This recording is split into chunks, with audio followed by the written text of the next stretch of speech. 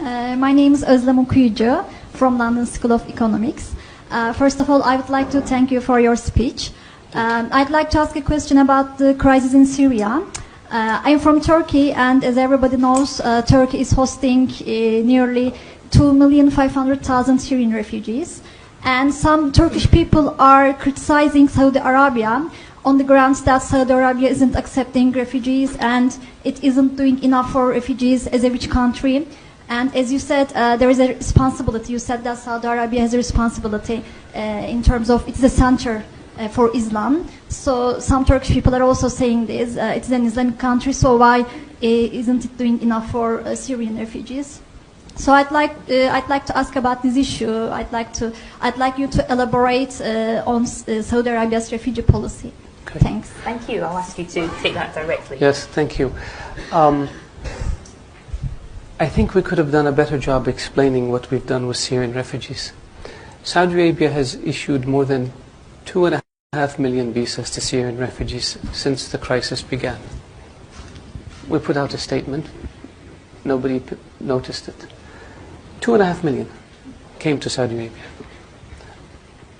I think 600,000 or 700,000 still remain in Saudi Arabia. Not one of them lives in a refugee camp. And not one of them lives in a tent. Because the custodian of the two holy mosques ordered that all Syrians who come to Saudi Arabia be provided residency permits so they can send their kids to school, so they can have access to medical care, and they can have access to social security, and they can get a job. We don't have one Syrian. Of all the Syrians who came to Saudi Arabia, 2.4 million, not one of them lives in a tent. And the same thing we did with Yemenis. Since the war in Yemen began, almost 1 million Yemenis came to Saudi Arabia as refugees. And the same policy was applied to Yemenis. Not one of them lives in a refugee camp, and not one of them lives in a tent.